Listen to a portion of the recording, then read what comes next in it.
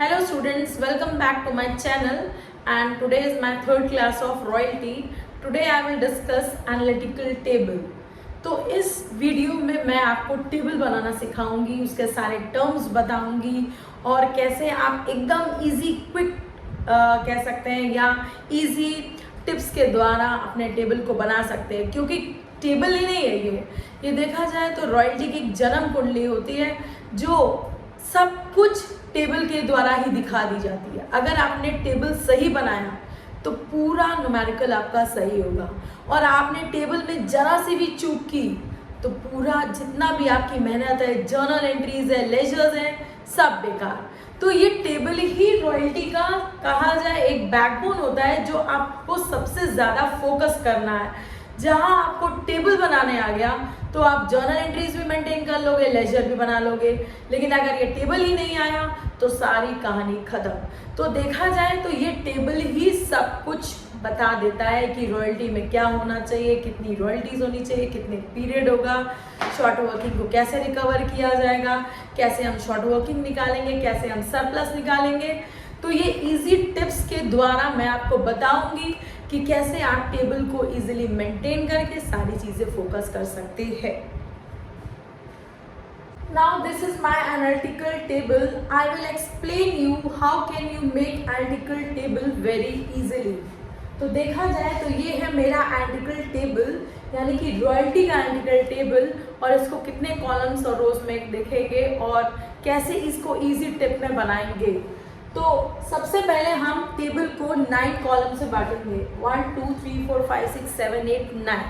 तो 9 कॉलम्स में बांटने के बाद हर एक टेबल का कंटेंट अलग होगा।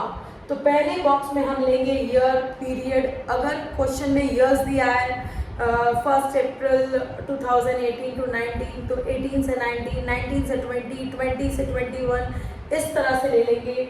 और कभी कभी 1st, 2nd, 3rd भी दिया रहता है या रोमन में भी दिया रहेगा, तो उसके हिसाब से हम यहाँ पे ईयर और पीरियड को उतारेंगे। नेक्स्ट कॉलम है हमारा output, yield, locks, books, refrigerator, यानी कि जिसका हमने लीज पर लिया है, जो भी हमने लीज पे लिया है हम उसको यहाँ पर लिख देंगे। जैसे मान लो प्रोडक्शन का, हम प्रोडक्शन के लिए लैंड लिए तो हम आउटपुट लेंगे, यील्ड लेंगे। और अगर हमने ताले का लीज पे लिया है कॉन्ट्रैक्ट तो हम लॉक लेंगे। अगर मेरे पास कॉपीराइट रॉयल्टी है तो बुक्स लेंगे। अगर हमने फ्रिज को मैन्युफैक्चर एंड सेल पे लिया है तो हम रेफ्रिजरेटर को लेंगे। तो इस तरह से जो भी हमारा आउटपुट होगा वो लिया जाएगा। नेक्स्ट कॉलम आते हैं रॉयल्टी। तो 3rd कॉलम होता है रॉयल्टी। तो रॉयल्टी कैसे निकलेगी? अगर रॉयल्टी इन रुपीज दी है कि ₹10, ₹20, ₹25, तो हम आउटपुट से उसको मल्टीप्लाई कर देंगे। और अगर पैसे में दी हो, जैसे कि पुरानी किताबों में कभी कभी रॉयल्टी पैसे में भी दी होती थी, आजकल तो पैसे नहीं चलते हैं, आजकल रुपीज ही चलता है। लेकिन जिसके पास पुरानी बुक्स हो, अगर उसमें पैसे में दिया हो तो पैसे में निकालने के लिए हम आउटपुट का परसेंटेज ले सकते हैं। इन केस रॉयल्टी ₹10 है, आउटपुट है 1000, तो हम 10 × 1000 लेंगे। रॉयल्टी है 10 पैसा और आउटपुट है 1000, तो हम फिर 1000 का सिर्फ 10% ही लेंगे, यानी कि वो हो जाएगा 100। तो इस तरह से रुपीज और पैसे में हम निकाल सकते हैं। फिर मिनिमम रेंट हम लेंगे 4th कॉलम में। तो मिनिमम रेंट जो होता है वो क्वेश्चन में दिया रहता है, ज़्यादातर वो सेम रहता है, कभी कभी वो डिफरेंट भी रहता है। कभी कभी ऐसा भी होता है कि रॉयल्टी जब प्रोडक्शन इनिशियल पीरियड्स में कम होता है या नहीं होता है तो लैंडलॉर्ड मिनिमम रेंट को थोड़ा कम रखता है और वो प्रोडक्शन के बढ़ने पर ही मिनिमम रेंट को धीरे धीरे बढ़ाता जाता है। तो ज़्यादातर केसेस में सेम भी हो सकता है और कभी कभी डिफरेंट भी हो सकता है अगर प्रोडक्शन जो है वो नल से स्टार्ट होता है। तो देखा जाए तो 1 to 4 कॉलम जो होते हैं ये क्वेश्चन में गिवन रहते हैं। यहाँ तक हमें कुछ नहीं करना है, यहाँ तक हम जैसा क्वेश्चन में दिया हो उसके हिसाब से यहाँ तक हम उतार देते हैं कि हमने ईयर ले लिया, हमने आउटपुट ले लिया, हमने रॉयल्टी निकाल ली मल्टीप्लाई करके या परसेंटेज ले लिया और जो मिनिमम रेंट दिया वो हमने उतार दिया। तो मैक्सिमम जब तक कोई मेथड्स ना आए या कोई कह सकते हैं मिनिमम रेंट को डिटर्मिनेशन करने के भी कुछ मेथड्स आते हैं, तो वो जब तक ना दिया और सिंपल देखा तो ज़्यादातर देखा जाए तो 1 to 4 कॉलम जो होते हैं वो गिवन रहते हैं। अब आते हैं कॉलम नंबर 5। तो 5 और 6 ऐसे कॉलम्स हैं जो कंपेयर करके निकाले जाते हैं, जिसमें हम रॉयल्टी और मिनिमम रेंट जब इन दोनों को कंपेयर करेंगे तो या तो शॉर्ट वर्किंग आएगा या तो सरप्लस। 5 और 6 में ऐसा होता है या तो शॉर्ट वर्किंग आती है या सरप्लस, या तो प्रॉफिट होगा या लॉस। तो शॉर्ट वर्किंग एक लॉस है, सरप्लस एक प्रॉफिट है। तो सिक्के के दो ही पहलू होते हैं, या तो हेड होता है या तो टेल होता है। तो हम एक ही साइड निकालेंगे, ये याद रहे, दोनों एक साथ नहीं हो सकते। और कभी कभी ऐसा भी हो सकता है कि जब इक्वल टू वाला केस हो तो दोनों ना हो, तो उस केस में हम डैश डैश कर देंगे उस ईयर में। तो 3 चीज़ों को देख सकते हैं, या तो शॉर्ट वर्किंग या तो सरप्लस या तो दोनों ही नहीं। तो शॉर्ट वर्किंग कैसे निकालेंगे? तो जब हम मिनिमम रेंट देखें कि मिनिमम रेंट ज़्यादा है तो हम उसको टिक कर दें, और मिनिमम रेंट में से रॉयल्टी को माइनस करके हम शॉर्ट वर्किंग लेंगे। जब हमको दिखाई दे किसी ईयर में रॉयल्टी ज़्यादा है तो हम रॉयल्टी को टिक लगा दें, और रॉयल्टी में से मिनिमम रेंट को माइनस करके सरप्लस निकाल लें। तो हम ये 2 कॉलम्स कंपैरिजन से निकालते हैं by comparing royalty and minimum rent. उसके बाद आते हैं शॉर्ट वर्किंग रिकूपमेंट। तो शॉर्ट वर्किंग रिकूपमेंट मैंने आपको अपने वीडियो नंबर 2 में समझाया था कि कैसे हम शॉर्ट वर्किंग को रिकूप कर सकते हैं। शॉर्ट वर्किंग एक लॉस होता है जिसको रिकवर करने का जो कह सकते हैं राइट है वो लैंडलॉर्ड लेसी को देता है, कि वो चाहे तो जब वो लॉस में भी मिनिमम रेंट लैंडलॉर्ड को दे रहा है तो जब सरप्लस हो तो उस समय उस लॉस की भरपाई वो कर सके। तो रिकूपमेंट का मतलब होता है लॉस की भरपाई करना। तो लॉस की भरपाई तभी की जा सकती है जब सरप्लस हमारे पास अवेलेबल होता है, और जैसा मेथड हमको बोलने को कहता है।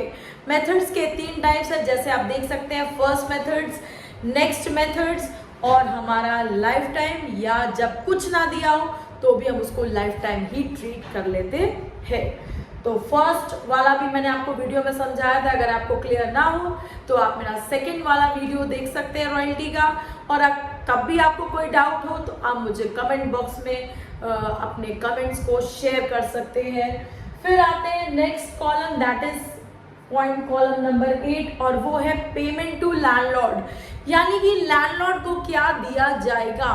तो लैंडलॉर्ड को देना और पीएल में ट्रांसफर करना, ये सब शॉर्ट वर्किंग के रिकूपमेंट पे ही डिपेंड करेगा कि हम सरप्लस का इस्तेमाल कैसे कर रहे हैं, और सरप्लस बचने पर या फुल यूज होने पर हम लैंडलॉर्ड को क्या देंगे।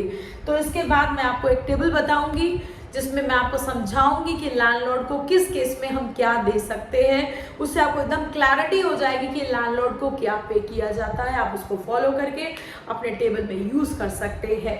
लास्ट कॉलम आएगा हमारा unrecouped short working transfer to PL, यानी कि जो शॉर्ट वर्किंग रिकवर नहीं हो पाती है, जिसके लिए कोई सरप्लस नहीं मिला, या जिसका टाइम पीरियड खत्म हो गया, या जो कि ऑटोमेटिकली कभी कभी पीएल में चली जाती है।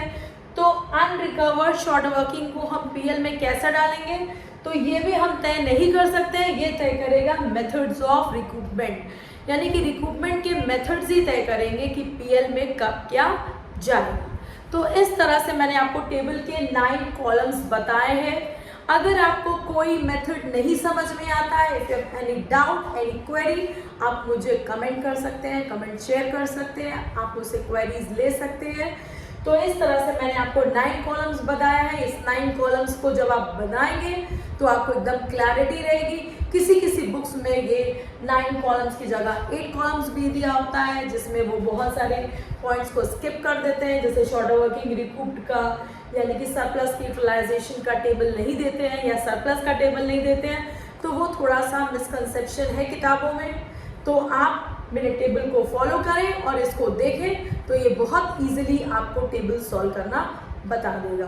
तो मैं आपको आगे जब न्यूमेरिकल बताऊंगी तो और इससे आपको आसानी पड़ेगी क्वेश्चन को सॉल्व करने की। तो अब देखते हैं हम लोग नेक्स्ट। अब आते हैं last topic, that is payment to landlord. तो पेमेंट टू लैंडलॉर्ड जो है वो कभी कभी बहुत कंफ्यूज करता है कि हम किस कंडीशन में क्या दें, तो ये इतना इजी नहीं होता समझ पाना। इसीलिए मैंने एक टेबल और चार्ट में बता दिया आपको कि हम लैंडलॉर्ड को क्या पे करेंगे। वैसे तो लैंडलॉर्ड को पे करने के लिए हमको रिकूपमेंट मेथड्स को ही फॉलो करना पड़ता है। तो देखा जाए, अगर हमारा है केस 1, यानी कि अगर हमारा केस 1 शॉर्ट वर्किंग का पीरियड है, तो उस कंडीशन में हम मिनिमम रेंट को ही पे करेंगे, क्योंकि रॉयल्टी जो है उस समय मिनिमम रेंट से कम होगी और लैंडलॉर्ड कभी भी मिनिमम रेंट से कम नहीं लेता है। ये मैंने आपको फर्स्ट वीडियो में भी और सेकंड वीडियो में बताया था कि मिनिमम रेंट एक फिक्स कर दिया जाता है और लैंडलॉर्ड इससे नीचे नहीं लेता है। हाँ, जब लैंडलॉर्ड मिनिमम रेंट को लेता है तो उस शॉर्ट वर्किंग को रिकूप करने का भी थोड़ा सा कह सकते हैं कि हमको देता है राइट की लेसी को कि वो रिकूप कर सके सरप्लस होने पर। तो लैंडलॉर्ड कभी भी मिनिमम रेंट से कम नहीं लेगा, इसीलिए शॉर्ट वर्किंग के पीरियड में हम लैंडलॉर्ड को मिनिमम रेंट देते हैं। नेक्स्ट आते हैं सरप्लस। तो जब हमारा सरप्लस का पीरियड आए, यानी कि जिस ईयर में मिनिमम रेंट ज्यादा हो जाए, रॉयल्टी ज्यादा हो जाए और मिनिमम रेंट कम हो जाए, तो उस पीरियड को बोलते हैं सरप्लस, यानी कि R माइनस MR। इस पीरियड में फुल रिकूपमेंट हो जा रहा है। अगर हम पूरे सरप्लस को यूटिलाइज कर ले रहे हैं तो बचेगा सिर्फ मिनिमम रेंट, तो लैंडलॉर्ड को भी हम मिनिमम रेंट ही देंगे, क्योंकि हमने सरप्लस का तो इस्तेमाल कर लिया, तो बचा minimum rent. Second case, third point पे देखिए तो सेकेंड केस ही आता है, लेकिन सरप्लस के पीरियड में कभी कभी हम पार्टी रिकूपमेंट भी करते हैं, हमको पूरे पैसे की जरूरत नहीं होती है, या ऐसा हम कंडीशन के हिसाब से भी कर सकते हैं। जैसे कि रॉयल्टी में कभी कभी कंडीशंस भी होती है जिसमें यह दिया होता है कि सरप्लस का फुल रिकूपमेंट नहीं करना है, यानी कि कुछ ही परसेंटेज या एक गिवन अमाउंट दिया रहता है उसका इस्तेमाल करना है। तो उस कंडीशन में भी और वैसे भी अगर हम सरप्लस का सही इस्तेमाल नहीं कर रहे हैं, पूरा इस्तेमाल नहीं कर रहे हैं, तो उस कंडीशन में हम लैंडलॉर्ड को देंगे minimum rent plus surplus not utilise, यानी कि बचा हुआ सरप्लस प्लस मिनिमम रेंट को जोड़ करके हम लैंडलॉर्ड को पे करेंगे। नेक्स्ट आते हैं फोर्थ पॉइंट पे, तो सरप्लस और नो रिकूपमेंट। कभी कभी ऐसा भी होगा सरप्लस हो जाए, एक्सेसिव हो जाए या एक्सेस हो जाए, या हमें पास शॉर्ट वर्किंग ही नहीं बची है कि हम उसको रिकूप करें, तो सरप्लस कभी कभी यूटिलाइज नहीं हो पाता है, तो उस कंडीशन में हम minimum rent plus full surplus को देंगे, या इन दोनों को कहा जाए तो फुल रॉयल्टी भी कह सकते हैं। नेक्स्ट आते हैं हमारा केस थर्ड। केस थर्ड में क्योंकि रॉयल्टी मिनिमम रेंट के बराबर है, तो यहाँ पे चाहे हम मिनिमम रेंट पे करें चाहे रॉयल्टी, क्योंकि बोथ आर सेम। तो इस तरह से आप लैंडलॉर्ड के पेमेंट को जब समझ जाएंगे तो कॉलम नंबर 8 में आपको प्रॉब्लम नहीं आएगी कि हमें क्या लेके जाना है। आप अपने डाउट्स क्वेरीज जो है इस टेबल से सॉल्व कर सकते हैं। तो इस तरह से मैंने आज के वीडियो में आपको एनालिटिकल टेबल, उसके 9 कॉलम्स, पेमेंट टू लैंडलॉर्ड को समझाया है। मैं आपको नेक्स्ट वीडियो में अपने क्वेश्चंस को, यानी कि रॉयल्टी के क्वेश्चंस को सॉल्व कैसे करते हैं एक इजी ट्रिक के द्वारा समझाऊंगी। तो आपको अगर मेरा वीडियो अच्छा लगा हो, if you like my channel, if you like my videos, then please subscribe it, like it, share it. Okay, thank you, bye bye.